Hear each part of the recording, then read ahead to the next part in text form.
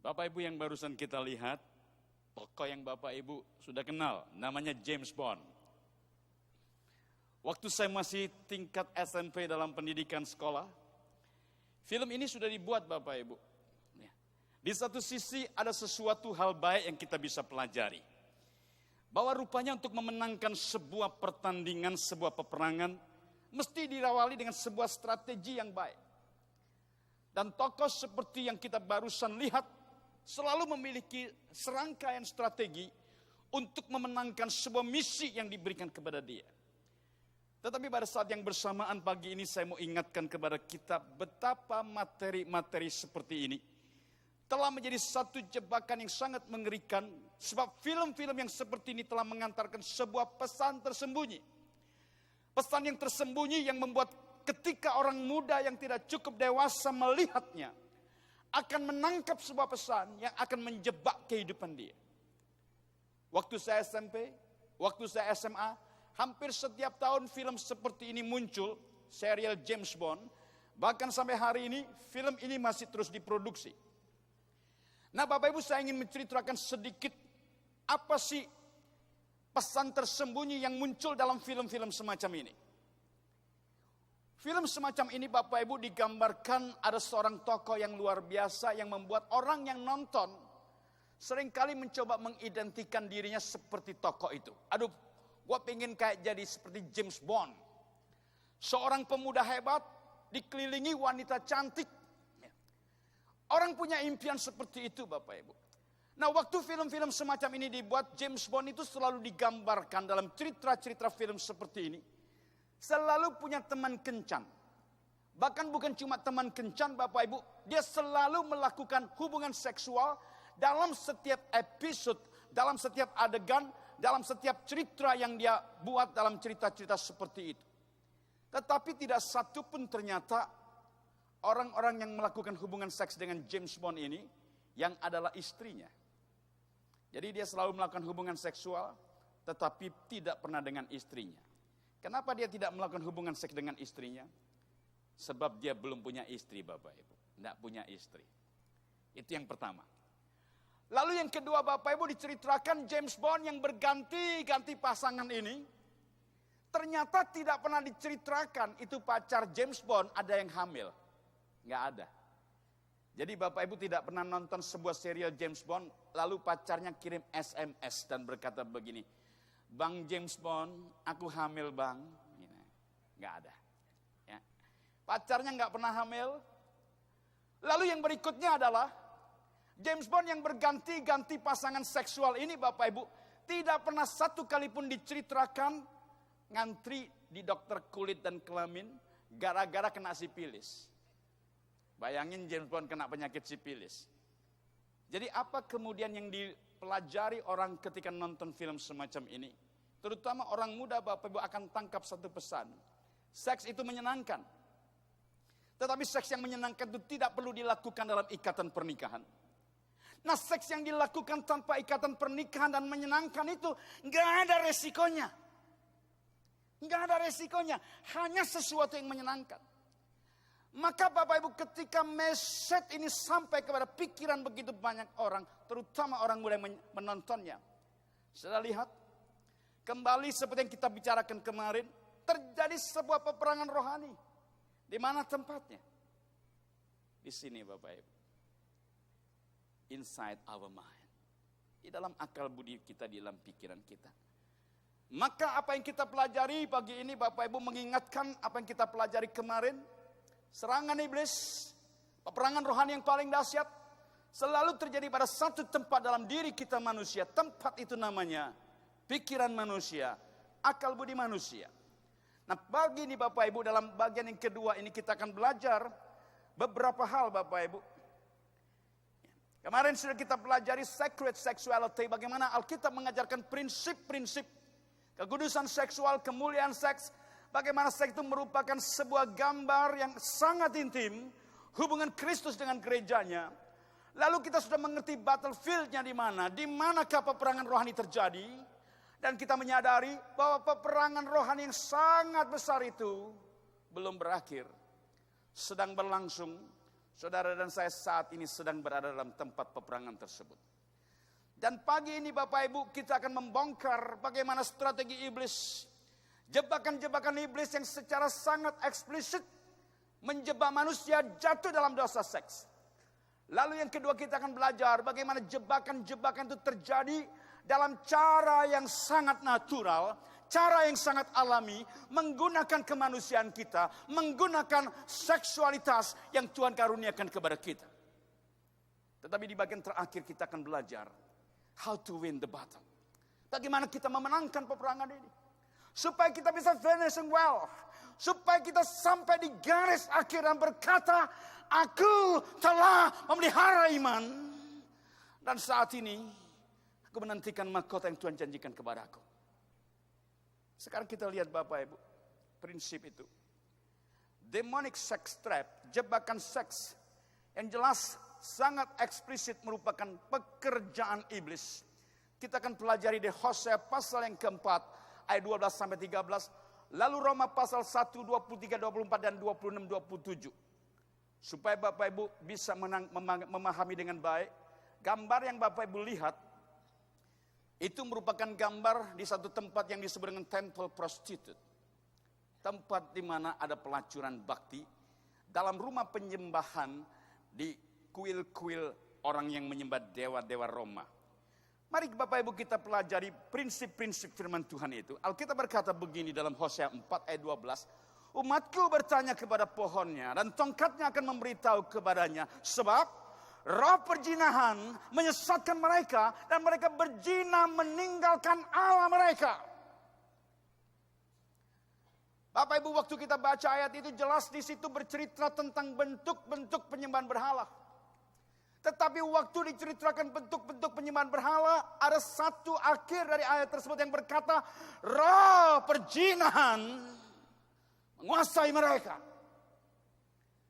Kemarin kita sudah belajar bagaimana idolatry itu berjalan seiring dengan adultery.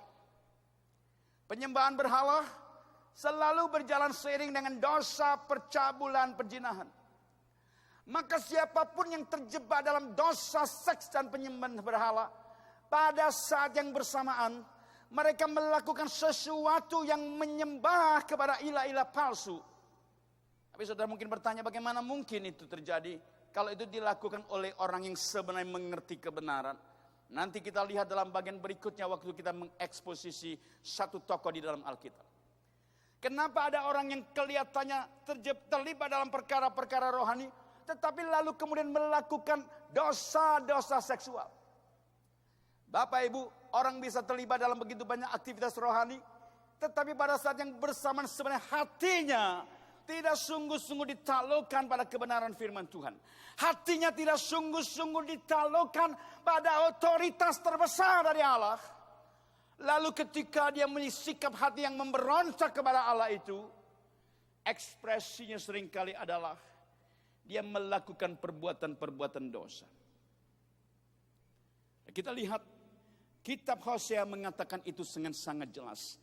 Mereka yang terlibat dalam praktek-praktek penyembahan berhala di hadapan Tuhan, mereka adalah orang-orang yang melakukan dosa perjinahan secara rohani. Sekarang kita lihat bagian firman Tuhan yang berikutnya dalam ayat yang ke-13. Mereka mempersembahkan korban di puncak gunung-gunung dan membakar korban di atas bukit-bukit, di bawah pohon besar dan pohon hawa dan pohon rimbun, sebab naungannya baik. Kalimat ini jelas merupakan deskripsi tentang penyembahan berhala, idolatry.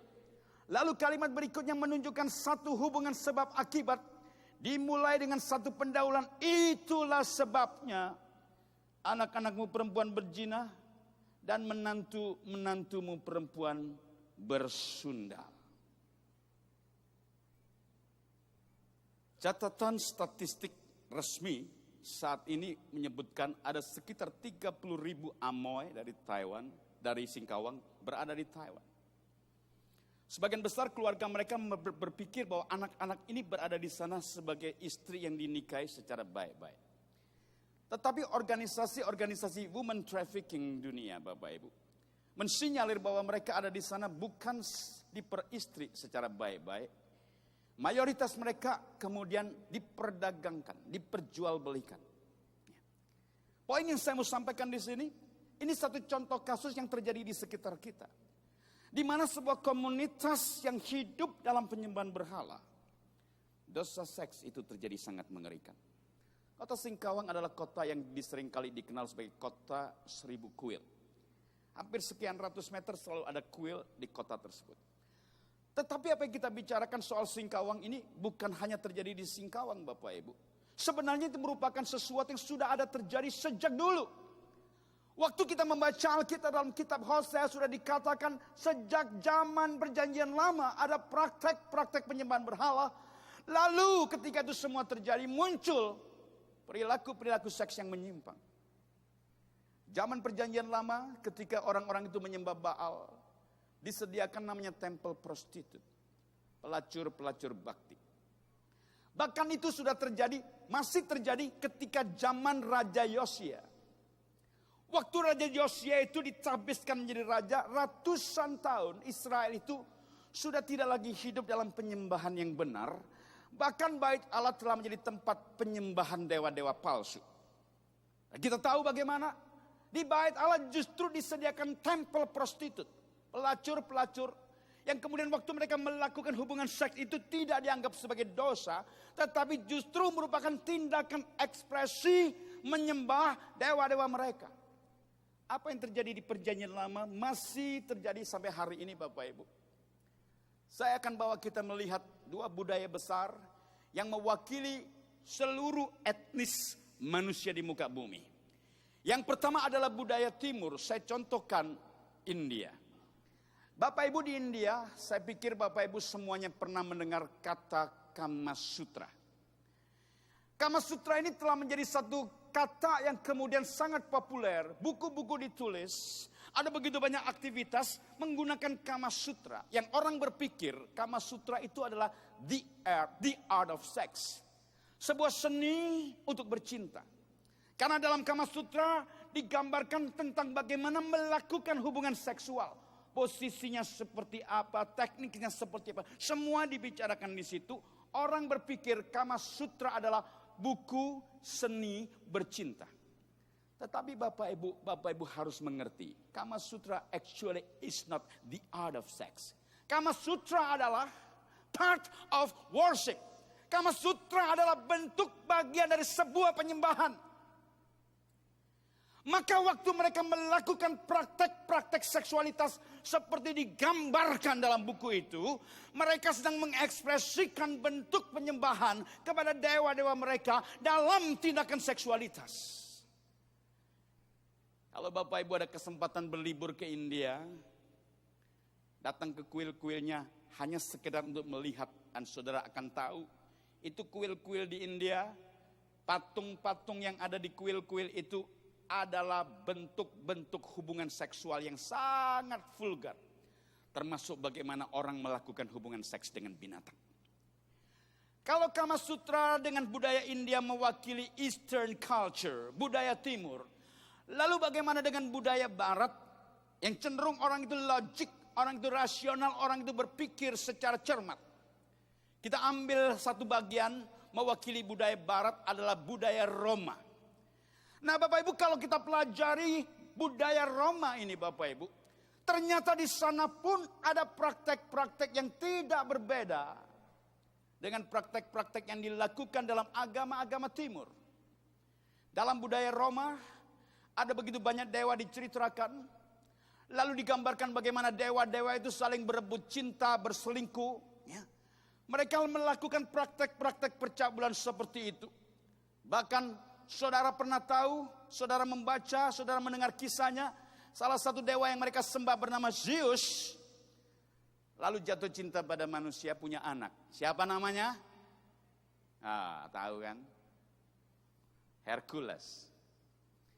Dalam praktek budaya Romawi pun ada bentuk-bentuk penyembahan berhala. Lalu diekspresikan dengan tindakan-tindakan seksualitas.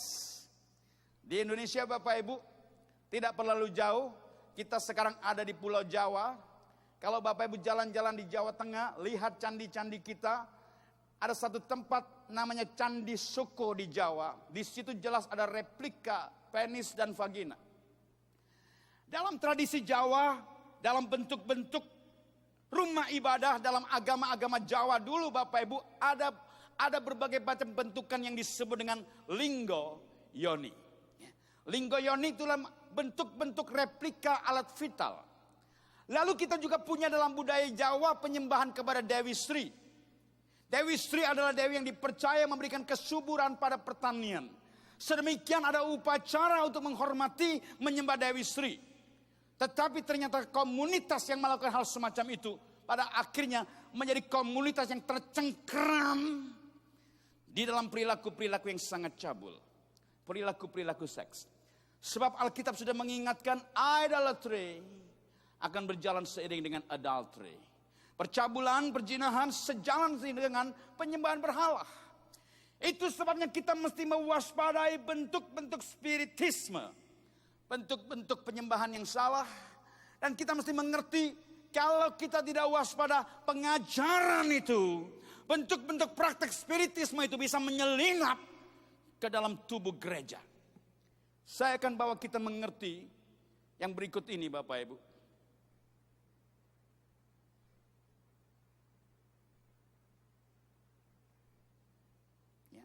Roma 1 ayat 23 memberikan deskripsi tentang apa yang kita bicarakan dalam konteks perjanjian baru.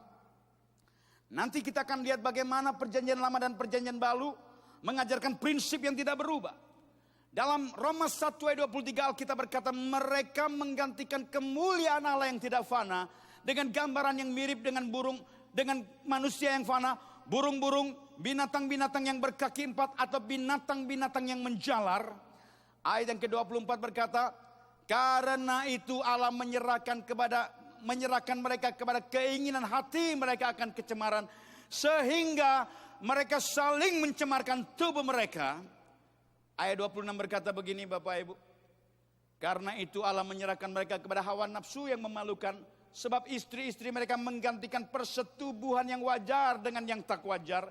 Lalu ayat 27 berkata demikian juga suami-suami meninggalkan persetubuhan yang wajar dengan istri mereka, menyala-nyala dalam birahi mereka seorang yang lain, sehingga mereka melakukan kemesuman laki-laki dengan laki-laki. Dan karena itu mereka menerima dalam diri mereka balasan yang setimpal untuk kesesatan mereka. Apa yang dibicarakan dalam perjanjian lama dibicarakan kembali secara sangat deskriptif oleh Paulus dalam surat kepada jemaat di Roma. Dan di dalam ayat ini digambarkan sangat korelatif. Ada hubungan sebab akibat penyembahan berhala dan munculnya berbagai macam penyimpangan perilaku seksual. Bapak Ibu, sekarang kita hidup dalam sebuah zaman dalam pengaruh revolusi seksual. Kelompok LGBT, lesbian, gay, biseksual telah bekerja secara sistematik selama setengah abad lebih. Ketika mereka bekerja sangat spesifik, sangat strategik, menggalang kekuatan, mengorganisir diri, kita gereja Tuhan justru menarik diri dari area peperangan tersebut. Sebab kita berpikir seksualitas bukanlah wilayah pembicaraan di dalam gereja. Seksualitas adalah sesuatu yang sangat duniawi. Seksualitas merupakan sesuatu kedagingan yang tidak pantas dibicarakan dalam sebuah gereja. Pemahaman yang berkata seks itu merupakan sesuatu yang sangat duniawi, tidak pantas dibicarakan di gereja, adalah pemahaman yang dipengaruhi oleh ajaran Plato. Filosofi Plato yang mengatakan ada pembedaan antara kehidupan jasmani dan rohani yang kemarin sudah kita membicarakannya. Dan dengan sedih hati kita mengerti bagaimana pemikiran Plato itu mempengaruhi pemikiran Bapak Agustinus dalam konsepnya tentang seks. Sampai dia mengeluarkan sebuah statement, jikalau mungkin adalah baik manusia itu punya anak, pria dan wanita itu punya anak tanpa melakukan hubungan seksual. Agustinus mengambil kesimpulan seperti itu sebab dia punya konsep seks itu sangat buruk, seks itu sangat jahat, dipengaruhi oleh pikiran Plato. Dan yang kedua, dipengaruhi oleh masa lalunya sebagai orang muda yang hidup dalam dosa seks yang sangat mengerikan sebelum dia mengalami pertobatan sejati di dalam Tuhan. Saudara lihat betapa besar pengaruh pikiran, Betapa besar pengaruh filosofi, betapa besar pengaruh konsep. Itu sebabnya ketika Alkitab mengajar kita tentang konsep pertobatan, pertobatan yang sejati harus meliputi pikiran, perasaan dan kemauan. Metanoia itu memiliki 3 elemen penting. Logical thinking, feeling of action, and will. Tindakan yang sangat jelas. Orang akan mengalami pertobatan yang sejati jikalau dia memiliki pemahaman yang akurat, konsep yang akurat, paradigma yang benar. Lalu hatinya dengan segenap hati, perasaan yang menyesali akan masa lalunya yang berdosa dan mengambil decision, keputusan untuk berpaling dari dosa, kembali kepada jalan yang direncanakan Tuhan bagi dia. Cerita yang diceritakan dalam Roma pasal 1 ayat 23 sampai dengan 27 tadi menunjukkan hubungan yang sangat korelatif. Kalau di situ dikatakan, maka Allah menyerahkan mereka kepada keinginan daging. Tindakan Allah menyerahkan mereka ini bukanlah sebuah tindakan aktif, tetapi itu tindakan pasif. Tindakan pasif dari seorang bapa yang sudah kewalahan menghadapi ketegaran hati anaknya. Bapak yang baik akan mengingatkan, nak, jangan lakukan ini, jangan lakukan itu, sebab itu bisa berbahaya buat hidupmu. Tetapi seringkali anak mendesak melakukannya. Akhirnya apa? Orang tua itu melepaskan anaknya kepada keinginannya sendiri, seperti yang dilakukan oleh anak bungsu.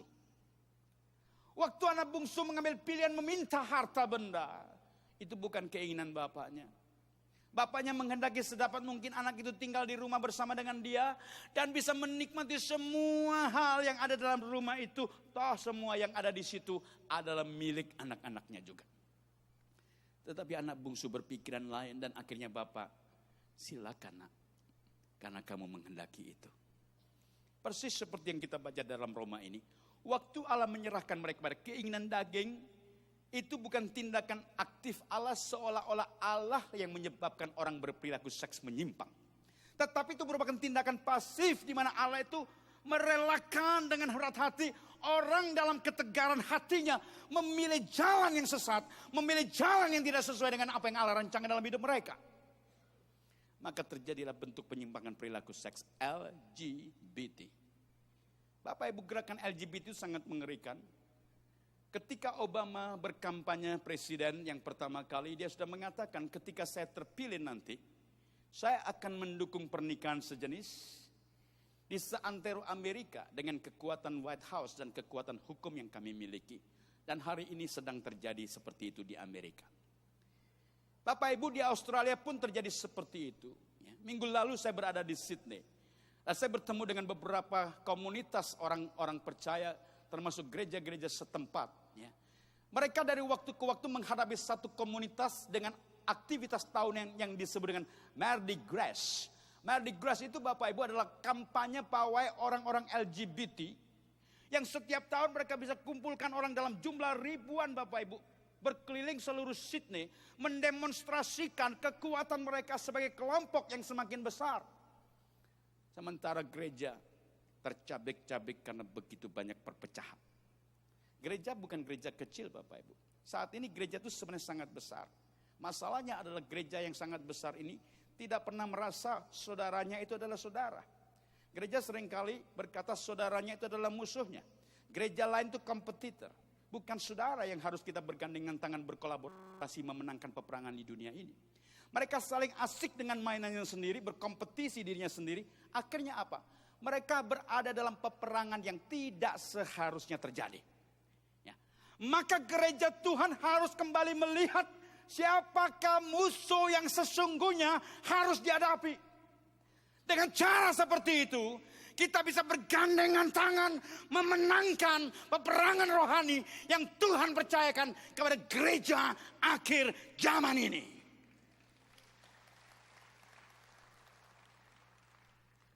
Saya punya keyakinan resource yang kita miliki sebagai gereja Tuhan sangat besar untuk memenangkan peperangan ini. Tapi kalau kita tidak bergandengan tangan Bapak Ibu, kelompok kita ini semakin dikecilkan. Sebelum di Sydney saya ketemu dengan satu kelompok gereja di Melbourne. Dalam sinode mereka Bapak Ibu, ini gereja Australia. Ya. Dalam sinode mereka saat ini sudah ada tekanan dari kelompok LGBT untuk membuat orang-orang di gereja lokal menerima pendeta lesbi, pendeta homoseks.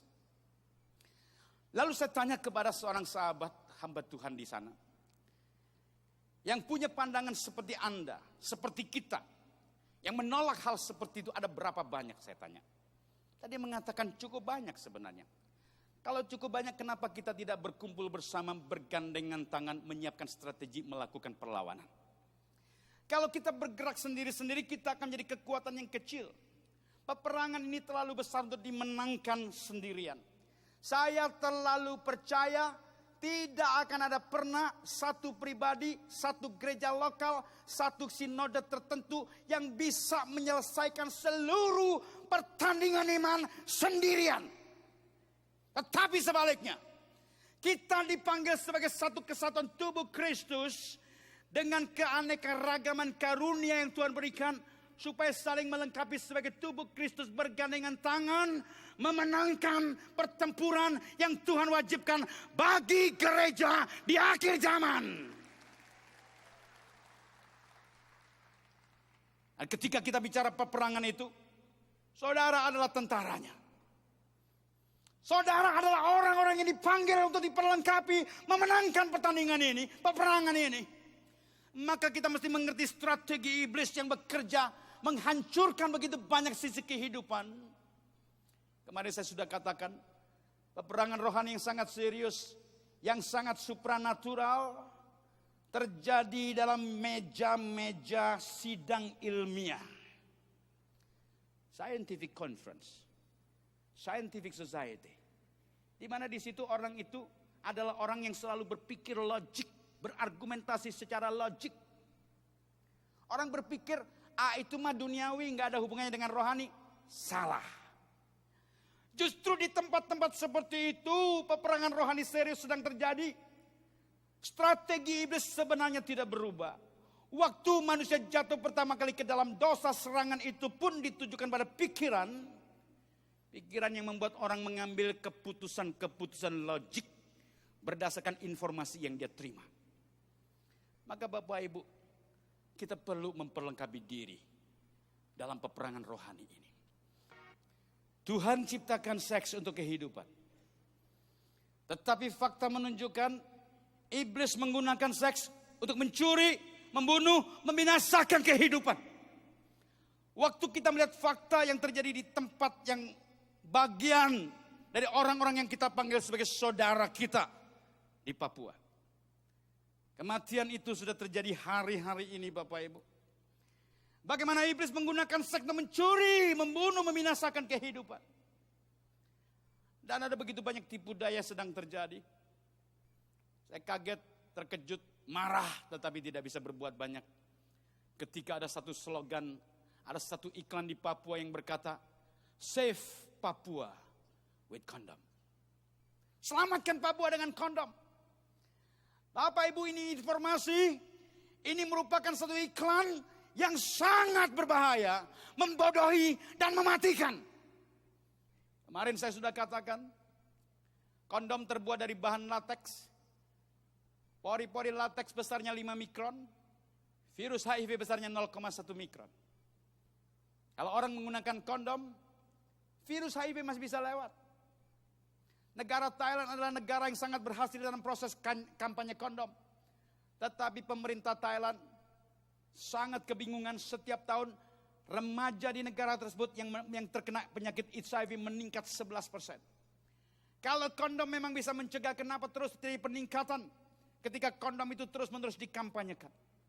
Saudara mesti berhati-hati. Gereja Tuhan mesti bergandengan tangan supaya kita bisa memenangkan peperangan rohani ini.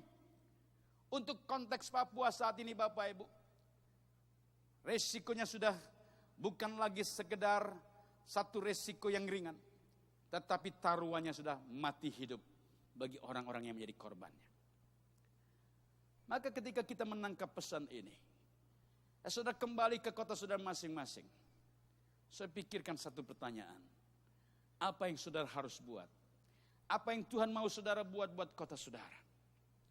Waktu kita melihat dalam zaman perjanjian baru, gereja Tuhan itu selalu disebut dengan nama kota. Ada jemaat di Roma, jemaat di Philadelphia, jemaat di Filipi. Kenapa Alkitab menyebutkan jemaat dengan sebutan kota? Oh, saya percaya gereja Tuhan dipanggil jadi berkat di satu kota. Saya tidak mengatakan bahwa kita harus melebur diri jadi satu gereja di sebuah kota. Tidak. Karena saat ini kekristenan gereja Tuhan sudah sangat besar. Tetap perlu pengorganisasian gereja lokal untuk penggembalaan yang baik. Tetapi gereja-gereja lokal yang ditempatkan di sebuah kota harus memiliki spirit yang benar. Untuk apa? Mereka ditempatkan di sebuah gereja lokal di kota tertentu untuk jadi berkat bagi kota di mana Tuhan kirim mereka di sana. Maka saudara, ketika saudara ada di tempat ini, tanya sebuah pertanyaan. Tuhan, tidak kebetulan aku hidup dalam generasi ini. Tidak kebetulan aku ditempatkan di sebuah kota tertentu. Apa yang Tuhan mau aku buat bagi kotaku? Apa yang Tuhan mau supaya aku lakukan sesuatu buat generasi ini? Kalau tidak Bapak Ibu, korban-korban seperti yang kita lihat dalam video tadi, semakin banyak bergelimpangan satu dengan yang lain. Apalagi kita mendengar kisah memilukan hari-hari ini di satu kota seperti Sukabumi. Ada orang yang melakukan kejahatan seksual kepada ratusan anak, 100 anak lebih. Di kota kecil seperti Sukabumi. Bahkan tempat sekolah yang sangat baik, yang selama ini orang mengimpi-impikan itu bisa sekolahkan anaknya di sana, ternyata telah menjadi satu tempat yang sangat mengerikan, yang tidak aman buat anak-anak.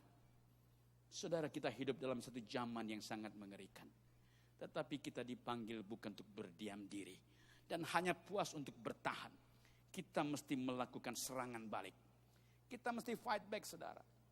Waktu kita membicarakan hal-hal seperti tadi yang kita bicarakan, saya mau mengingatkan pada saudara, gerakan-gerakan spiritisme yang merupakan bentuk-bentuk penyesatan itu bisa masuk ke dalam tubuh gereja.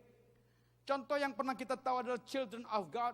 Itu gambar adalah sebuah gambar buku orang yang memberikan kesaksian bagaimana dia selama 15 tahun menjadi pelacur dalam organisasi penyembahan yang disebut dengan Children of God. Bapak Ibu, sekte semacam ini bisa sewaktu-waktu muncul, bisa sewaktu-waktu terjadi. Saya melihat karakteristik ketika muncul gerakan-gerakan seperti ini. Yang pertama adalah pemimpin komunitasnya selalu menciptakan kesan dia memiliki kelas yang berbeda dengan orang yang dipimpinnya. Pemimpin komunitas selalu menciptakan sebuah kesan dia punya kelas yang berbeda. Orang-orang yang mengaku sebagai pemimpin sekte seperti di Children of God, David Koresh, adalah orang-orang yang selalu menceritakan mereka punya pengalaman-pengalaman spektakuler, pengalaman-pengalaman supranatural yang orang lain tidak mengalami dalam hidupnya. Lalu ketika dia menceritakan semuanya itu Bapak Ibu, sebenarnya tidak satu orang pun yang bisa membuktikan kebenaran kesaksiannya. Tetapi ketika mereka menceritakan semuanya itu, mereka sedang menciptakan sebuah kesan. Kami pemimpin, saya pemimpin, beda dengan kamu. Saya ini kelasnya Ruang Maha Kudus, kamu kelasnya Pelataran. Fenomena semacam itu kalau tidak diwaspadai bisa masuk menyelinap, menghancurkan tubuh Kristus. Saya tidak menolak perkara-perkara supranatural, sebab saya mengalami perkara-perkara supranatural dalam kehidupan saya. Tetapi perkara supranatural apapun yang terjadi, yang dialami oleh seseorang mesti dikoreksi, mesti dinilai, mesti dipandang dalam perspektif kebenaran firman Tuhan. Saya sedang di Papua suatu kali, dan kemudian ada seorang sahabat saya, hamba Tuhan, berkata begini, Dr. Andi, ya pastor, minggu lalu kita ada tamu dari Jawa. Khotbah apa pastor? Di mimbar dia ngomong begini Dr. Andi. Si A itu ya, dia sebut nama seseorang, hamba Tuhan. Pembohong besar. Masa dia bilang setiap Sabtu dia pergi ke sorga. Sabtu lalu saya di sana, saya nggak ngelihat dia. Ngerti? Saudara, ada begitu banyak klaim-klaim pengalaman supranatural Tetapi jangan itu dijadikan sebagai sesuatu untuk membangun image, citra diri, seorang level dirinya lebih tinggi. Saya percaya apa yang diajarkan oleh perjanjian baru. Di perjanjian baru tidak lagi ada pembatas antara ruang kudus dan ruang maha kudus. Sebab apa? Ketika Yesus tersalib, tirai bait Allah terbelah menjadi dua, dari atas menuju bawah. Dan semua kita saat ini Bapak Ibu boleh memasuki ruang maha kudus. Kita tidak membutuhkan pengantara yang lain kecuali Tuhan Yesus sendiri. Jikalau kita sama dalam posisi seperti itu, maka tidak ada boleh satu orang pun mengklaim dirinya punya level yang lebih tinggi daripada yang lain. Kita mesti mengerti itu dengan baik, menghidupi dalam kehidupan kita. Itu sebabnya kemarin saya juga katakan, meskipun saya sedang berdiri di hadapan Bapak Ibu, saya tidak pernah memandang diri saya sebagai guru. Saya sama seperti saudara, kita sama-sama murid. Saya cuma saat ini sedang memposisikan diri diberikan kepercayaan sebagai learning facilitator. Kita sama-sama belajar. Belajar dari guru agung kita. Berdasarkan prinsip-prinsip firman Tuhan. Lalu berdasarkan kuasa Roh Kudus yang membawa kita mengerti dalam kebenaran sejati. Suatu kali Bapak Ibu saya berada di suatu gereja lokal. Waktu saya berada di gereja lokal, saya mendapatkan satu terbitan buklet begitu. Menceritakan penulisnya berjalan-jalan ke neraka. Lalu saya baca buku itu Bapak Ibu dengan sangat cepat. Ingin tahu apa yang diceritakannya. Sampai ada satu poin yang berkata begini. Di neraka saya melihat iblis menyiksa manusia. Menurut Bapak Ibu, kalimat itu cocok tidak dengan Alkitab? Alkitab yang saya miliki, mudah-mudahan tidak berbeda dengan Alkitab saudara. Alkitab yang saya miliki, yang saya percaya sebagai standar kebenaran tertinggi berkata, di neraka iblis disiksa bersama dengan pengikutnya, termasuk manusia yang menyembah dia. Itu Alkitab. Saya langsung bicara kepada gembala gereja setempat, gembala lokal, di mana buku itu diterbitkan oleh kelompok itu, dan saya berkata, maafkan saya harus katakan, buku ini tidak sesuai dengan Alkitab. Kalau buku itu tidak sesuai dengan Alkitab, tidak bisa diklaim sebagai standar tertinggi pengajaran untuk menciptakan satu image, kesan, levelnya lebih tinggi dari yang lain. Hal-hal semacam ini Bapak Ibu yang terjadi di sekitar kita, kalau kita tidak waspadai bisa mengkerucut menjadi pemimpin sekte yang sangat berbahaya. Sebab apa? Apapun yang dikatakannya tidak lagi bisa dikoreksi oleh siapapun, bahkan oleh firman Tuhan sendiri.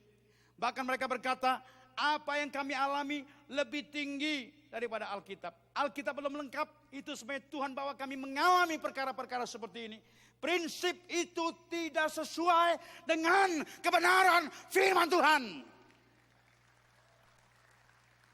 Gereja Tuhan hari ini harus kembali kepada firman Tuhan yang setia. Lalu mentundukkan diri di bawah standar otoritas kebenaran sejati. Untuk apa?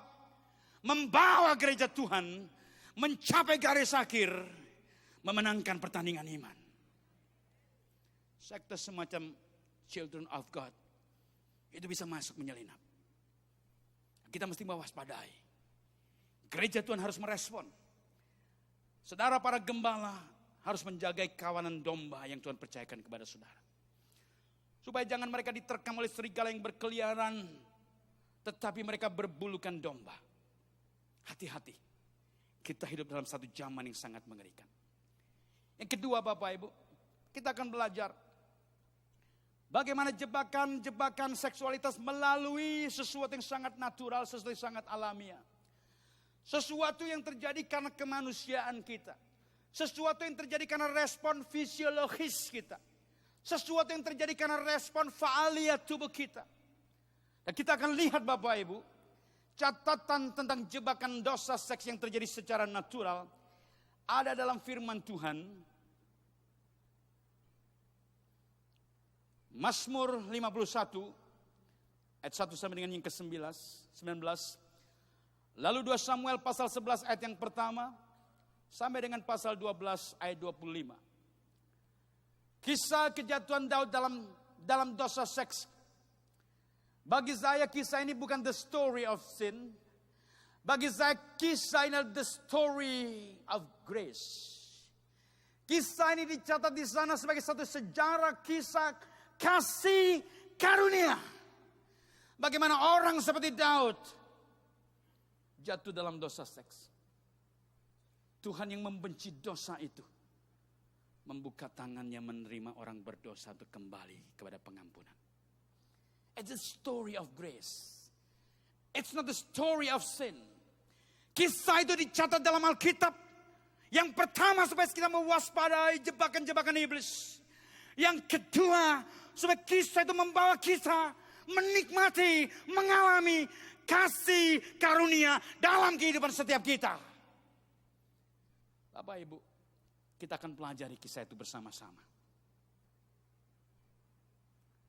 Kejatuhan Daud dalam dosa seks menggunakan istilah medis terjadi karena 3 faktor risiko. Risk factors. Kami para dokter di dalam dunia medis diajar untuk bisa memprediksi munculnya penyakit tertentu. Penyakit tertentu bisa muncul karena ada berbagai macam risk factor yang membuat orang itu berpotensi terkena penyakit tertentu. Maka ketika dokter bekerja sama dengan pasiennya mengeliminir semua risk factor, orang yang bersangkutan tidak perlu mengalami penyakit yang seharusnya mereka alami. Kecuali risk factor itu dibiarkan ada dalam hidupnya. Orang yang terkena kencing manis, Bapak Ibu, punya risiko mengalami aterosklerosis, pengerasan pembuluh darah. Aterosklerosis ini kalau terjadi pada otak akan menyebabkan orang itu stroke. Ya.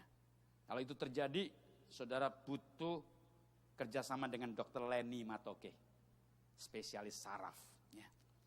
Tapi kalau pembuluh darahnya itu yang menyempit di pembuluh darah penis, orang itu akan mengalami erectile dysfunction.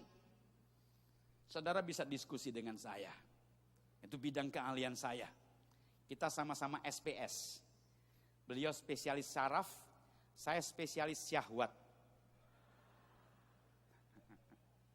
Ya, seksologi itu kan spesialis syahwat, saudara. Oke. Nah, saudara kita lihat prinsip Alkitab ini. Ya. Ada 3 risk factor yang kalau kita bisa mengerti lalu mengeliminirnya, orang itu tidak perlu jatuh dalam dosa seks. Saya senang sekali sama Alkitab, Bapak Ibu. Itu literatur yang saya paling suka di bumi ini. Ya. Karena Alkitab itu selalu kasih prinsip yang simple and practical. Sederhana, tidak rumit Bapak Ibu. Ya. Tapi bisa dilakukan sekaligus. Ya. Ya. Kalau saudara suka yang sederhana, suka yang praktis-praktis, Alkitab jawabannya. Ya. Cuma manusia itu kadang suka yang complicated, yang ruwet-ruwet ya. Maka kalau mereka bisa bikin yang ruwet, itu waduh ini keren, ini bisa ruwet ini ya. Alkitab kasih kita sesuatu yang simple and practical. Sederhana dan bisa dilakukan. Kita lihat Bapak Ibu, the first risk factor-nya adalah Daud itu orang yang mengalami kondisi yang disebut lack of intimacy. Lack of intimacy itu artinya dia kurang pengalaman intim Bapak Ibu. Kita baca Alkitab berkata begini, ayahku dan ibuku meninggalkan aku, Tuhan menyambut aku. Itu 2 fakta dalam hidupnya. Digabung menjadi satu kalimat berkata, sekalipun ayahku dan ibuku meninggalkan aku, namun Tuhan menyambut aku. Kalimat itu bisa digabungkan dengan cara lain. Tuhan memang menyambut aku, tapi faktanya aku pernah ditolak, ditinggalkan oleh ayahku dan ibuku. Bapak Ibu ngerti? Dalam ayat ini ada 2 fakta penting. Daud menunjukkan 2 fakta penting yang terjadi dalam hidupnya. Yang pertama dia berkata, ayahku, ibuku meninggalkan aku. Namun Tuhan menyambut aku. Di satu sisi kalimat ini merupakan kalimat pengucapan syukur, kalimat kemenangan, kalimat yang penuh dengan sukacita. Tetapi kalau kita baca dalam perspektif seorang anak, kalimat ini adalah kalimat yang penuh dengan tangisan Bapak Ibu. Kita pernah kecil, waktu kita anak-anak, orang tua kita itu segala-galanya. Suatu kali saya masih ingat papa saya itu untuk pertama kali mau pulang ke kampungnya di Tiongkok. Ada kami keluarga yang tidak terlalu banyak duit, walaupun bersyukur semua kebutuhan tercukupi. Maka dia waktu mau pulang ke Tiongkok, ke kampungnya, dia nggak bisa bawa kami untuk ikut bersama-sama jalan-jalan ke Tiongkok. Dia pergi sendiri Bapak Ibu. Ya. Waktu dia berangkat, saya takut sekali Bapak Ibu. Saya masih ingat, saya masih bisa merasakan ketakutan tuh hari ini. Kalau saya flashback, saya bayangkan situasi hari itu, saya takut. Saya takut papa saya tidak pulang. Saya takut papa saya dalam perjalanan mengalami kecelakaan. Ada banyak hal yang saya takutkan, saya nggak bisa ngomong. Tapi sekarang saya tahu, orang tua adalah segala-galanya bagi anak. Kehadiran orang tua dalam hidup anak itu sangat penting, terpenting, melampaui segalanya. Nah, Daud berkata, ayahku dan ibuku meninggalkan aku. Apa buktinya bahwa dia ditinggalkan oleh ayah dan ibunya? Suatu kali Bapak Ibu, Samuel dikirim untuk mengurapi raja masa depan. Tuhan berkata, Samuel, pergi kepada keluarga Isai, urapi raja masa depan yang ada dalam keluarga tersebut. Dia pergi Bapak Ibu. Waktu sampai di keluarga Isai dengan sangat antusias memperkenalkan anak-anaknya yang hebat-hebat dengan harapan satu di antaranya menjadi raja masa depan. Satu persatu ditunjukkan. Sampai kemudian yang terakhir, Tuhan sama sekali tidak berbicara kepada Samuel untuk mengurapi salah satu itu. Tapi Samuel sangat yakin Tuhan tidak salah. Maka dia berkata, apakah cuma ini anak-anakmu? Samuel baru mendapatkan jawaban dari Isai. Oh iya, masih ada satu, ketinggalan. Ya. Pertanyaan saya adalah, di manakah Daud ketika kakak-kakaknya itu diperkenalkan, diharapkan, diurapi menjadi seorang raja? Daud ada di mana Bapak Ibu? Berapa banyak domba yang digembalakannya? 2, 3 ekor. Jumlahnya kecil Bapak Ibu, 2, 3 ekor. Tapi bagaimana resikonya? Daud sendiri kemudian menceritakan resiko-resiko yang pernah dia hadapi. Waktu dia bertemu dengan Saul, dia berkata, Tuanku Raja, hambamu ini sudah biasa menghadapi binatang-binatang buas. Waktu hambamu ini menggembalakan kambing domba, jumlahnya cuma 2, 3 ekor. Pertanyaan saya begini, apakah bapaknya tidak tahu resiko itu? Tidak mungkin dia tidak tahu resiko youth pastor ini, karena dia senior pastor, betul? Dia sudah punya experience. Dia tahu kesulitannya, dia pernah mengalami situasi itu. Tapi kenapa dia tetap ada di sana? Bapak Ibu, rupanya Daud ini sebenarnya kalau kita lihat latar belakangnya dicurigai sebagai anak hasil selingkuhan. Dari mana kita tahu cerita itu? Dari buku pendamping Alkitab namanya Talmud. Ya. Kalau kita baca Talmud, ada kisah-kisah yang mendeskripsikan detail tentang cerita Alkitab. Tapi saya harus ingatkan kepada saudara, Talmud bukan Alkitab. Talmud hanya boleh dipakai untuk mengerti Alkitab. Standar tertingginya tetap Alkitab. Talmud bukan Alkitab. Tapi dia boleh menolong kita untuk kita mendapatkan satu deskripsi pemahaman yang lebih utuh tentang satu cerita yang terjadi dalam Alkitab. Nah, rupanya Daud ini dalam kisah itu dicurigai sebagai anak hasil selingkuhan. Bapak Ibu tahu siapa nama Mama Daud? Ada yang tahu? Guru sekolah minggu biasanya tahu. Ada yang tahu? Saya kasih tahu ya. Nama mamanya Daud adalah Nyonya Isai. Ya. Sudah sarapan belum? Mikirnya kayaknya berat gitu ya. Terlalu serius ya. Ya karena dia istrinya Bapak Isai, dia disebut Nyonya Isai ya. Nah Bapak Ibu, dalam buku Talmud diceritakan nama ibu Daud adalah Nizvet. Nah ibu Nizvet ini Bapak Ibu dicurigai ya hasil selingkuh. Kenapa? Suatu kali Bapak Isa ini diceritakan lagi tidak enak hati gitu sama ibu Nizvet, lalu pisah tenda, ngambek-ngambek gitu ya, bermasalah pernikahannya ngambek-ngambek pisah tenda. Nah waktu dia pisah tenda, dia mau ambil seorang ya pembantunya menjadi teman tidurnya.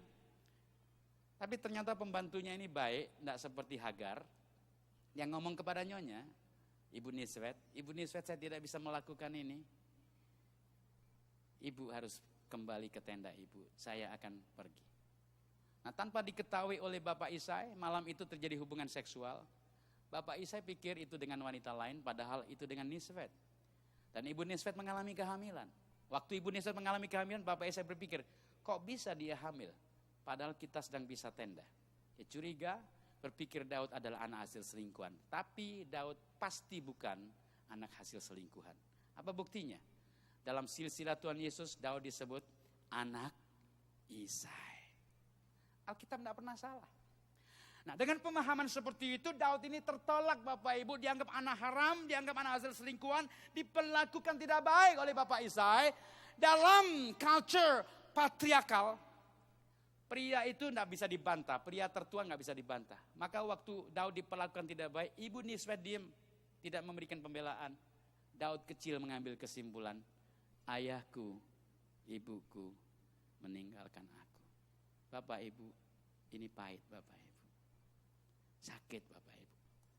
Saya ditinggal pulang oleh papa saya ke Tiongkok saja, 1 bulan, itu rasanya sakit. Padahal dia pamit baik-baik, tapi saya merasa kehilangan. Apalagi kalau ada papa masih ada bersama dengan anak, perlakukan anak dengan penolakan-penolakan. Daud alami situasi seperti itu. Situasi ini disebut dengan lack of intimacy.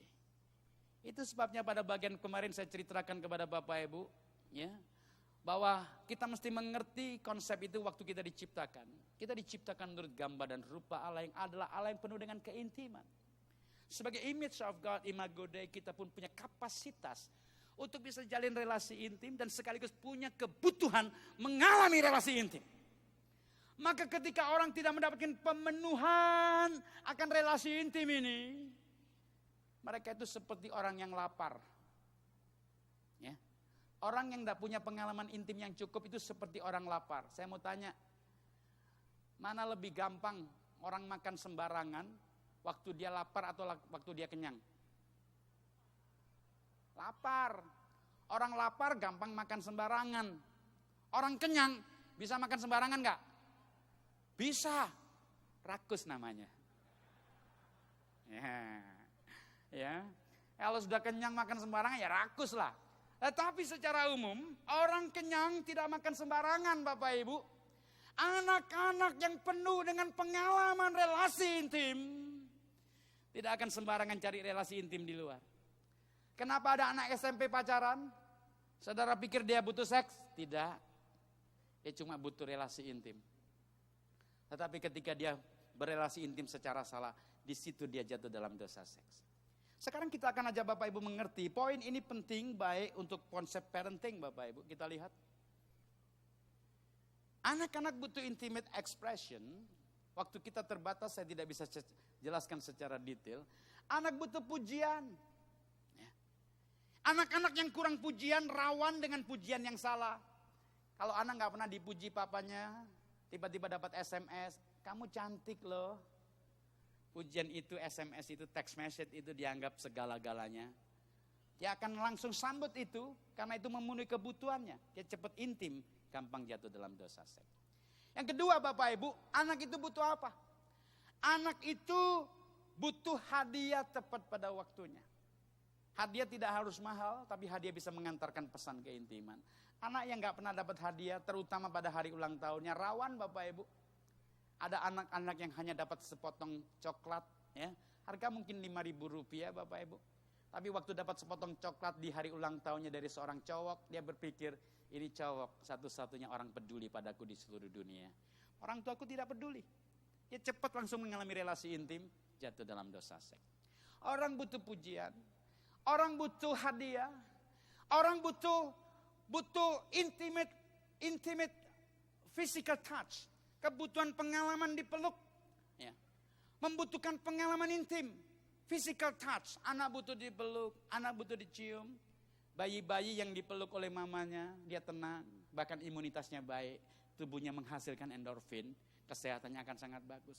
Waktu kita ada di pelukan orang, kita merasa nyaman, kita merasa diterima, kita merasa dicintai.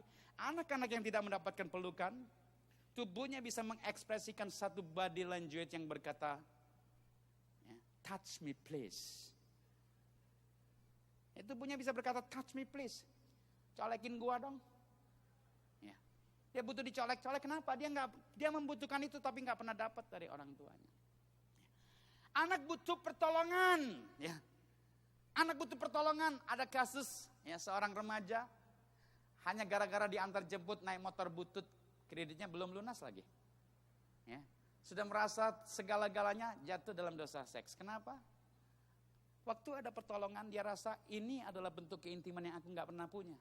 Dia langsung jatuh dalam dosa seks. Dan yang kelima, ya, siapapun kita butuh satu relasi dalam kualitas waktu yang baik. Ya. Bapak Ibu, waktu itu jangan didikotomi antara kuantitas dan kualitas. Ya.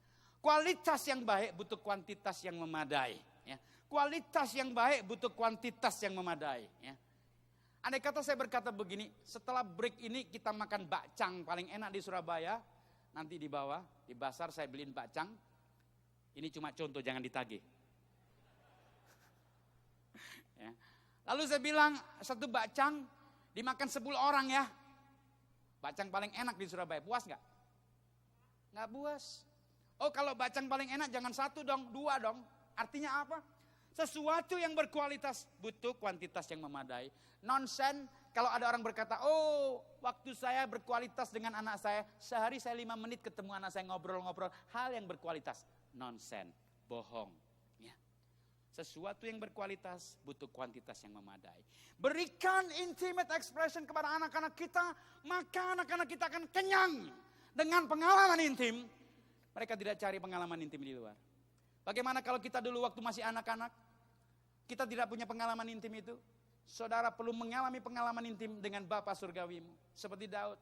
Tetapi waktu kita mengalami pengalaman intim dengan Bapa Surgawi kita, itu tidak menghapuskan fakta bahwa kita pernah punya pengalaman tidak intim, bahwa kita pernah mengalami masa tertolak. Saya percaya luka itu bisa sembuh, tapi ada bekasnya. Artinya apa? Kalau kita dulu punya masa lalu tertolak, hati-hati. Kita punya kerawanan lebih tinggi dibandingkan mereka yang hidup dalam keluarga yang menerima, memiliki relasi intim dengan dia. Dalam konteks kita hamba-hamba Tuhan, hati-hati dengan anak pertama kita. Sebab waktu mereka lahir kita masih merintis dalam pelayanan, kondisi susah. Kadang mereka ditinggalkan sendirian, lalu anak-anak mengambil satu kesimpulan, papa mamaku lebih sayang anaknya jemaat daripada pada kami sendiri. Suatu kali saya memimpin sebuah acara, ya, acara ini diikuti oleh anak-anak hamba Tuhan, 1000 lebih anak-anak hamba Tuhan, dibikin di Manado. Lalu setelah selesai sesi acara kita sharing curhat-curhat, aduh saudara, banyak di antara mereka pahit.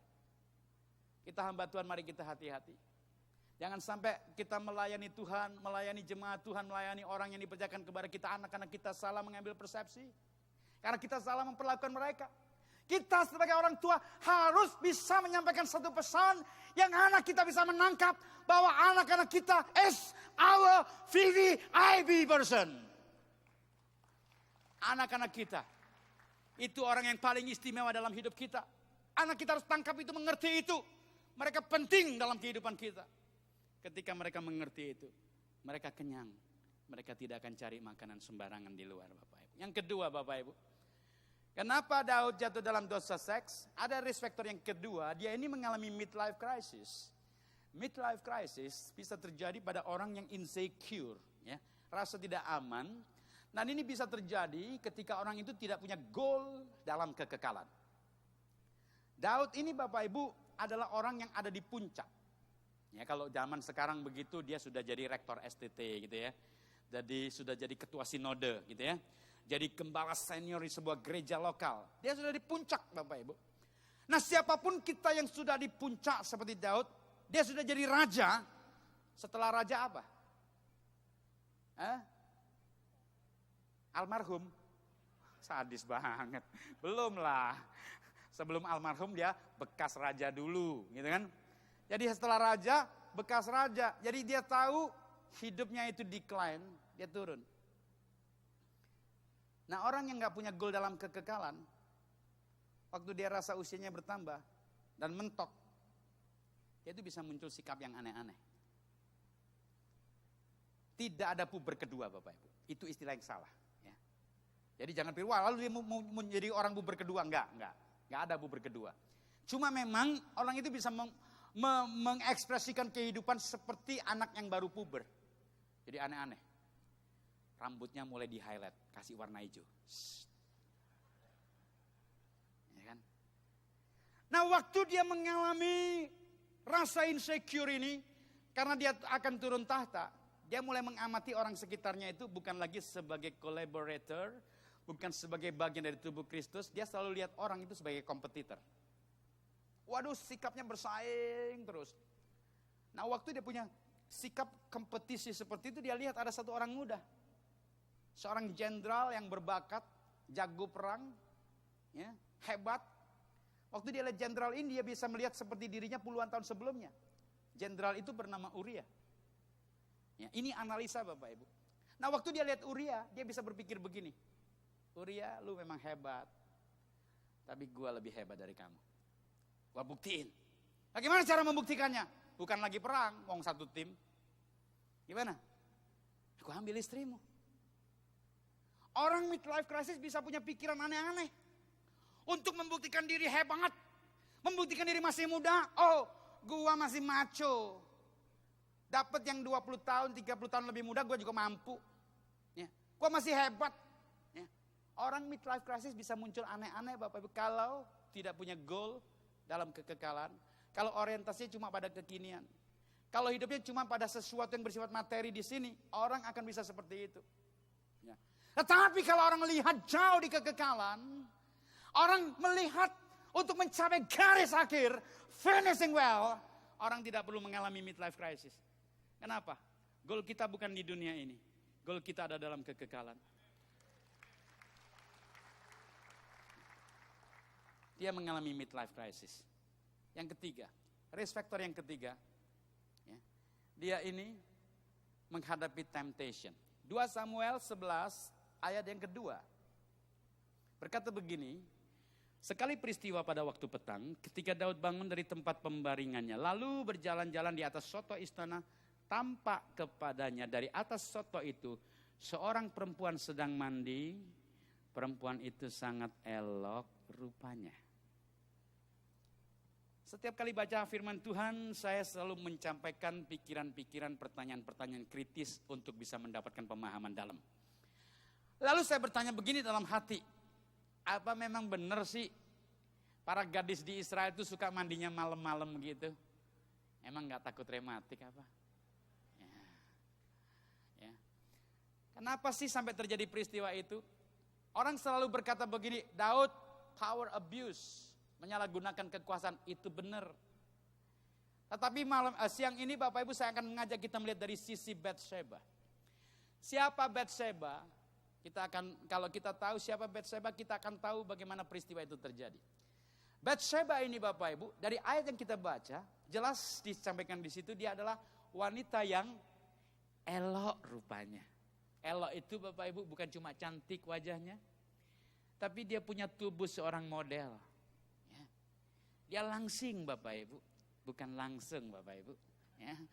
Tubuhnya seorang model ya, sehingga para pria yang lihat dia itu tertarik jatuh hati. Dia memiliki kriteria sebagai wanita yang diidam-idamkan pria. Ya. Tetapi rupanya dia bukan cuma wanita elok.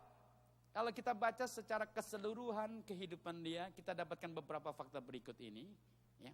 Di samping elok, yang kedua rupanya dia menunjukkan ekspresi sebagai wanita yang ambisius. Apa buktinya? Dalam peta perpolitikan di Israel, kalau Daud itu turun tahta Bapak Ibu, secara politis, siapa yang paling dekat menggantikan tahta Daud? Siapa? Absalom sudah mati. Siapa? Ya. Amnon sudah mati. Ya. Adonia Bapak Ibu. Jadi Adonia adalah orang yang paling dekat menggantikan tahta Daud kalau Daud itu mati. Tapi kemudian Batsheba bilang begini, Aku mau Salomo yang jadi. Selesai sudah. Oh, saya believe in providence of God.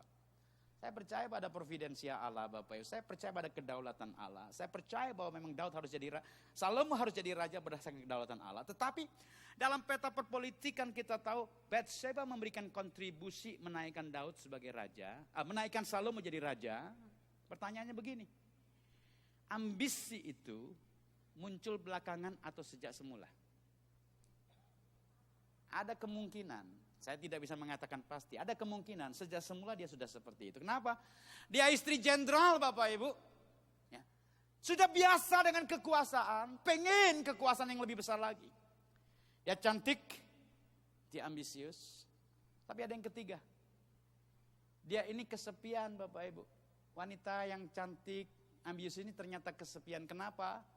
Bapak Uria itu, kalau mimpin KKR 3 bulan tidak pulang. KKR terus. Sibuk gitu ya. Apa buktinya? Suatu kali dia diundang rapat kabinet sama Daud. Uria pulang, kita rapat strategi perang. Di mana dia tidur? Di mana dia tidur, Uria? Di halaman rumah. Bayangkan, ini ibu-ibu yang lebih ngerti. Bayangkan suamimu 3 bulan keliling KKR tidak pulang-pulang. Lalu waktu dia pulang, dia tidur di kamar sebelah. 3 bulan tidak pulang loh. Waktu pulang dia tidur di kamar sebelah. Rupanya itu bukan terjadi satu kali.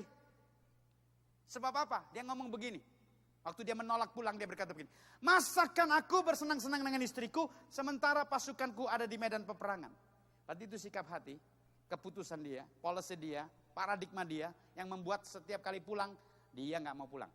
Dia tidur di halaman. Maka dengan perlakuan seperti ini, mari kita lihat dalam perspektif wanita. Saya bayangkan Batsheba ini merasa terhina. Merasa tidak dibutuhkan. Merasa nggak dicintai, ya. Padahal dia wanita cantik, kesepian.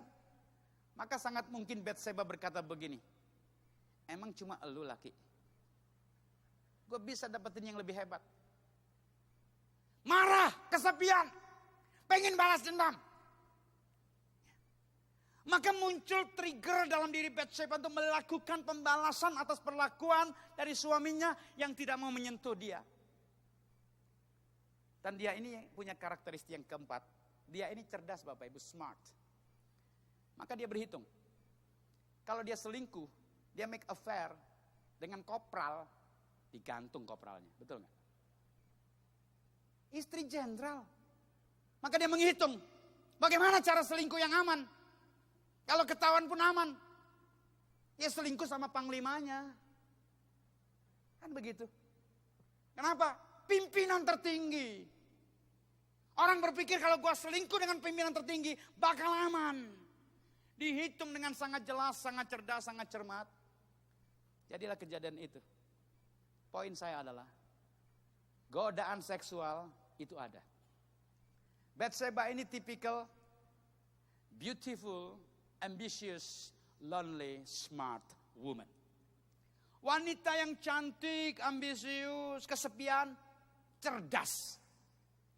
Dia menghitung segala sesuatu dengan cermat untuk perselingkuhannya tidak kalau ketahuan pun dia bisa aman.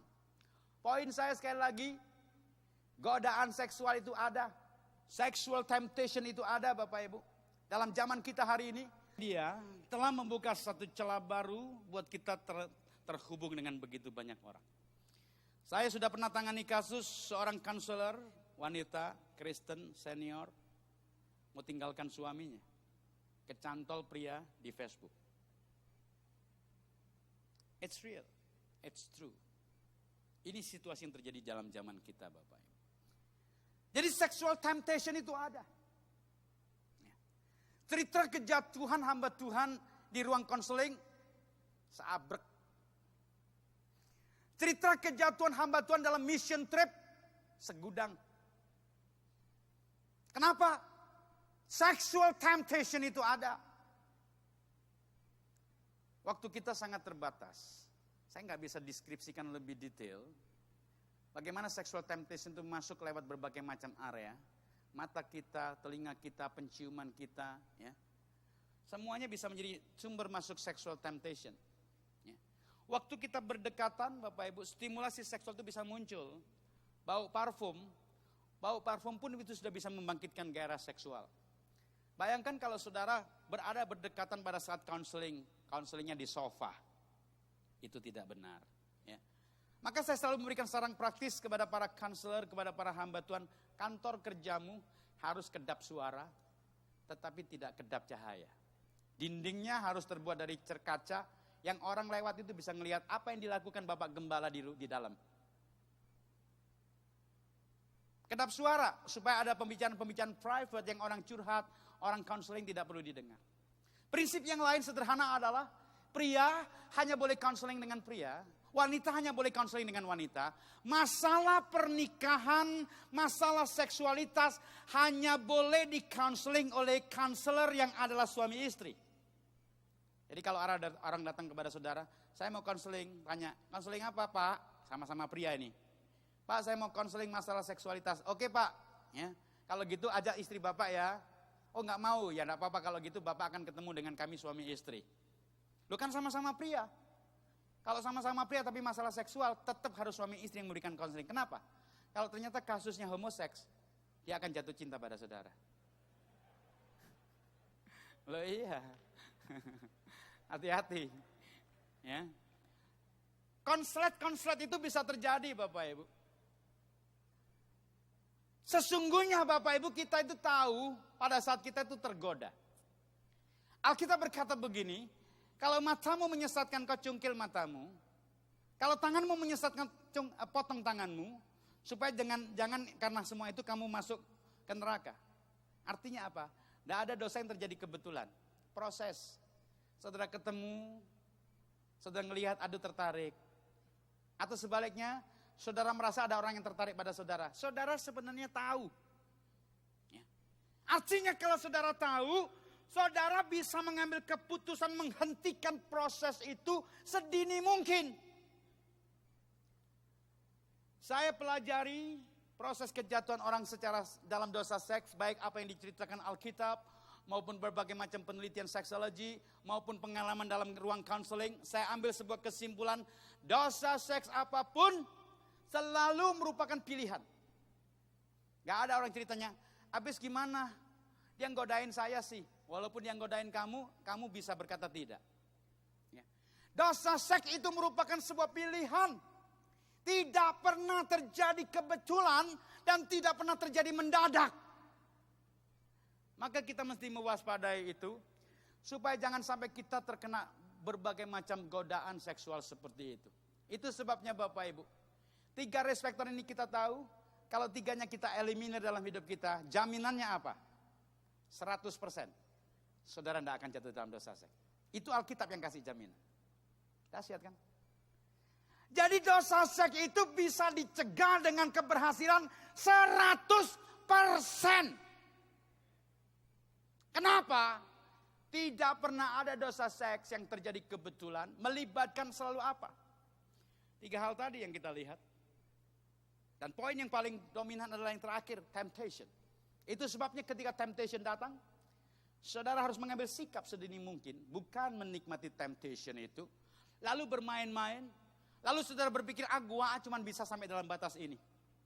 Satu kali saya mendengar satu cerita di radio dan saya sangat terganggu. Ya, tapi dia berkata begini, saya ini hamba Tuhan, saya ini dewasa rohani, kata si pembicara. Saya sengaja masuk ke dalam chatroom, ke Facebook. Saya sengaja bikin koneksi dengan orang-orang itu untuk kemudian berhubungan dengan mereka. Lalu saya ingin supaya melalui semuanya itu saya menginjili mereka. Masuk dalam chatroom yang jelas pembicaranya berkaitan dengan hal-hal seksualitas untuk tujuan penginjilan. Sangat berisiko. Kecuali saudara melakukannya dalam sebuah tim, bukan personal. Ya. Karena Tuhan panggil kita melayani tidak pernah sendirian. Tuhan Yesus waktu kirim muridnya selalu dua-dua, artinya apa? Bekerja sebagai tim. Bukan sebagai single fighter. Ya. Nah orang-orang seringkali membawa diri seperti itu dalam sebuah risiko yang sangat besar. 3 hal ini kita hindarkan, kita tidak perlu jatuh dalam dosa seks. Poin yang ketiga yang terakhir, how to win the battle. Bagaimana kita memenangkan peperangan ini Bapak Ibu? Sederhana Bapak Ibu, 2 Timotius 2 ayat yang ke-22. Ya. Orang suka cari yang rumit, tapi Alkitab kasih yang sederhana. Makanya yang cari rumit biasanya nggak puas. Kok sederhana sekali? Mestinya kita butuh 12 langkah untuk menang dari dosa seks. Padahal Alkitab kasih cara sederhana, mari kita lihat. Sebab itu, jauhilah nafsu orang muda, titik. Mau menang dari dosa seks? Itu bahasa Inggrisnya flee. Bahasa Grekanya fiogo. Run! Dosa seks datang, pencobaan datang, lari, tinggalkan. Bukan lari mendekat. Ingat dengan baik itu. As simple as that. Sangat sederhana. Lari, tinggalkan. Jadi kalau ada godaan seksual enggak usah ditengking-tengking. Darah Yesus. Lama-lama darah muda. Lari. Kalau sudah ada yang godain di Facebook, stop. Kalau yang sudah mencoba mengail-ngail lewat ruang konseling, stop. Kalau yang sudah ada mulai ngajak-ngajak traveling bersama, yuk kita jalan-jalan ke Israel bersama yuk berdua, stop. Alkitab kasih jalan sederhana. Untuk menang, lari tinggalkan godaan itu. Saya melihat Bapak Ibu ini merupakan pilihan. It's your choice. Saudara ingin memenangkan pertandingan ini, mengakhiri pertandingan dengan baik, finishing well. Run from the sexual temptation. Tapi bagaimana bagi ada orang yang sudah jatuh? Tuhan itu membenci dosa seks Bapak Ibu. Dan dosa apapun. Tetapi Tuhan yang membenci dosa seks adalah Tuhan yang sama yang mencintai orang yang pernah jatuh dalam dosa seks.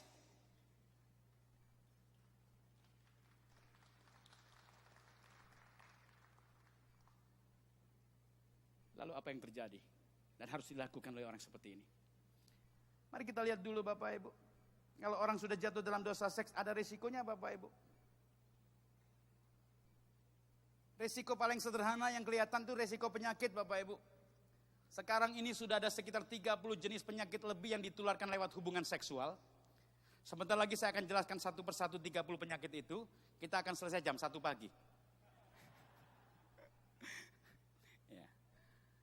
Nah Bapak Ibu, satu saja saya mau tunjukkan adalah penyakit HIV. HIV, ya, Human Immunodeficiency Virus, berkembang menjadi AIDS, Acquired Immune Deficiency Syndrome. Pertama kali jelas penyakit ini ditemukan dalam kelompok komunitas homoseks di Los Angeles tahun 81. Penyakit ini jelas ditularkan lewat hubungan seksual. Itu paling banyak. Yang kedua hari ini ditularkan lewat jarum suntik narkotika. Resiko tertular penyakit sangat jelas. Resiko kehamilan sebelum menikah sangat jelas. Jadi bayangkan kalau saudara berselingkuh, selingkuhanmu punya anak, saudara akan tercengkram seumur hidup saudara. Saudara akan bawa aib itu seumur hidup saudara. Maka saudara berpikir ulang sebelum jatuh dalam dosa seks. Resiko itu ada Bapak Ibu. Resiko fisik jelas. Nah penyakit-penyakit semacam ini Bapak Ibu memberikan satu tanda yang sangat mengerikan. Sebenarnya bukan hari ini saja muncul penyakit seperti itu. Waktu orang Israel berzina di Sitim, di dalam kitab Bilangan diceritakan, mati 25.000 orang karena dosa seks di Sitim. Waktu dikatakan muncul tulah, di situ digunakan kata dalam bahasa Inggris plah. Plah itu ternyata berbicara tentang penyakit pandemik, penyakit yang menyebar dengan cepat dan sangat ganas. Nah waktu saya baca itu Bapak Ibu, perspektif medis saya itu penyakit menular seksual. Resiko fisik ini sangat jelas. Tetapi resiko fisik bukan resiko yang paling besar, bukan resiko yang paling serius. Ada risiko yang kedua yang lebih serius. Alkitab berkata begini, jangan sesat, orang cabul, penyembah berhala, orang berzina, banci, orang pemburit, pencuri, orang kikir, pemabuk, pemfitnah, penipu, tidak akan mendapat bagian dalam kerajaan Allah. Biasanya kalau ketemu orang muda bisa berpikir begini, dok, kita nih masih muda dok. Ntar aja deh kita mikirin surga dan neraka. Kita masih mau seneng-seneng dok, waktu kita masih panjang. Pertanyaannya adalah, adakah di antara kita tahu kapan kita akan berakhir? Beberapa minggu yang lalu, sekelompok orang dalam sukacita besar terbang ke satu tempat yang berharap 7 jam kemudian akan ketemu dengan keluarga yang dicintai. Lalu mereka duduk di kokpit pesawat yang indah itu, mulai menikmati sajian makan malam, melihat tayangan di depan joknya, dan ternyata pesawat itu tidak pernah mendarat. Dan sampai hari ini tidak pernah ditemukan. Kematian bisa terjadi sewaktu-waktu. Bencana alam terjadi di mana-mana. Kalau saudara mengikuti pemberitaan di dunia ini, ada begitu banyak tempat di muka bumi, tiba-tiba itu terperosok. Ada sering, ada lubang besar, puk, masuk ke dalam. Itu terjadi banyak di berbagai bumi, di berbagai belahan dunia. Coba bayangkan, kalau lagi conference begini ya, tempat saudara ini ambles, kecuali yang di mimbar sini.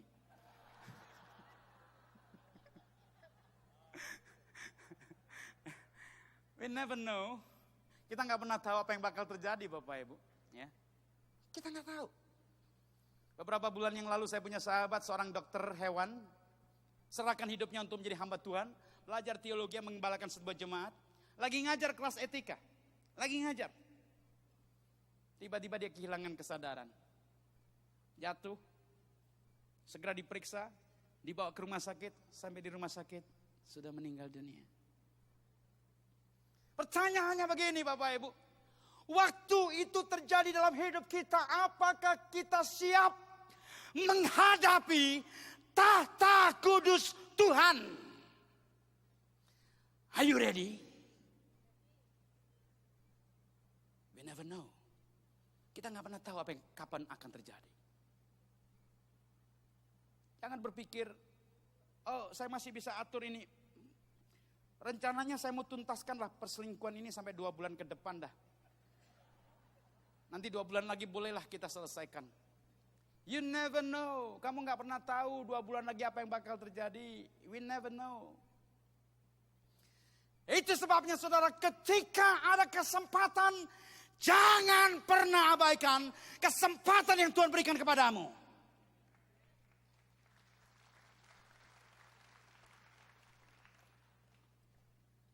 Sebab ketika Tuhan kasih kesempatan, itu bisa saja kesempatan terakhir. Kalau kita abaikan, tidak akan ada kesempatan yang kedua. Suatu kali dalam penerbangan pulang, hari itu transit di Changi. Karena waktu cukup banyak, setelah keliling-keliling bosen, saya mulai ngambil keputusan duduk di hall gate tempat pesawat itu akan boarding dan pulang ke Surabaya. Lalu saya putuskan baca buku, duduk di situ. Saya asik baca buku, saya nggak memperhatikan jam. Sampai kemudian saya lihat jam, itu kira-kira 30 menit sebelum pesawat take off. Bukan sebelum pesawat boarding. 30 minutes before take off. Waduh, saya baru sadar, kok nggak ada orang di sini. Pasti something wrong ini, ada satu yang salah nih. Mana mungkin pesawat mau berangkat 30 menit gak ada orang, termasuk petugas gak ada. Saya segera lari ke information center, saya tanya, Pak, ini pesawat ini mana nih? Saya sudah tungguin sesuai dengan informasi di situ, ya, di boarding gate-nya itu, kok pesawatnya gak ada? Petugasnya bilang geleng-geleng gini, Bapak, kami sudah umumkan berkali-kali, we are already announced it, we change the boarding gate. Kita mengganti gerbangnya itu dipindahkan. Kita ngalami itu kan di airport, kadang-kadang gerbangnya dipindahkan, gate-nya dipindahkan. Tapi karena saya asik dengan buku saya nggak dengar panggilan itu. Terus dia baca nama saya. Nah ini nama ini nama. Nama Bapak barusan dipanggil Pak. That was your last call. Itu panggilan terakhir Bapak. Waduh saudara, begitu dia bilang it's my last call, itu panggilan terakhir. Dia kasih informasi gate yang baru, saya segera lari ke gate yang baru. Itu pakai apa yang jalan itu, sudah di situ lari lagi, jadi udah kencang itu. Sampai di gate yang benar, situasinya udah sama, nggak ada orang. Saya menderita, saudara ketawa. Benar-benar suka mentertawakan penderitaan orang nih. Oke. Nah, tapi petugasnya masih ada tuh petugas. Saya ceritakan kepada petugasnya situasinya. Petugasnya langsung itu pegang handy talkie-nya. Ngomong satu kalimat sederhana. We found him. Saya dianggap orang hilang. Benar-benar orang yang hilang tuh kan. Tapi ajaib Bapak Ibu, saya bisa lihat itu di kaca itu. Di kaca gate itu kan ada dindingnya kaca tuh di Canggih itu. Saya bisa lihat itu. Garbaratanya itu sudah mundur. Sudah lepas dari pesawat. Tapi begitu dia ngomong we found him, garbaratanya itu nyambung lagi. Tek. Nempel. Saya lari. Saya sampai di dalam, pramugari masih dengan ramah senyum. Persilakan saya duduk. Tapi semua penonton pelototin saya. Semua penumpang pelototin saya. Hari itu saya pulang ke Surabaya dengan satu pemikiran begini. Kalau saya ditinggal, saya masih bisa pulang. Penerbangan Singapura Surabaya kan setiap hari berkali-kali, ya. Tapi saya berkata, Tuhan, apa yang Tuhan mau ajarin pada saya? Dan saya dapat pelajaran yang sangat penting. Dia bilang begini, nah, kalau itu panggilan pulang ke sorga, dan kamu mengabaikan itu, kamu tertinggal. Dan tidak ada penerbangan kedua, nak. Hari itu saya pulang dengan perspektif yang baru. Apa itu?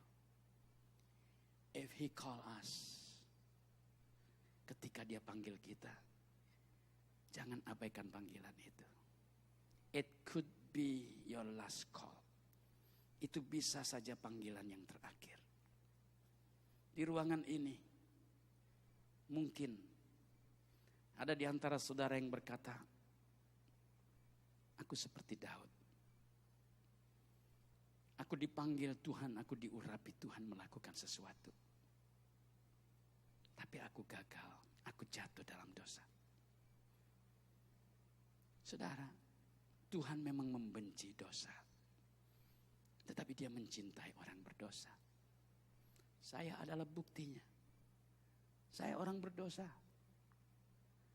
Tetapi dia mencintai orang berdosa seperti saya. Firman Tuhan katakan kepada kita berikut ini yang terakhir.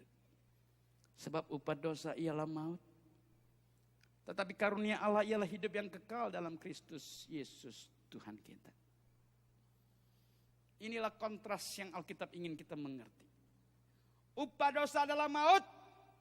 Tetapi kasih karunia disediakan dalam darah Tuhan Yesus. Maka siapapun engkau, orang lain mungkin tidak tahu. Suamimu tidak tahu, istrimu tidak tahu, tim pelayananmu tidak tahu. Tapi engkau tahu. Mungkin ada di antara engkau secara sembunyi-sembunyi melakukan dosa itu. Mungkin sebagian di antara engkau masih terjebak dalam pornografi. Mungkin sebagian saudara terjebak dalam hubungan-hubungan yang tidak wajar. Oh saudara, Tuhan yang membenci dosa adalah Tuhan yang mencintai orang berdosa.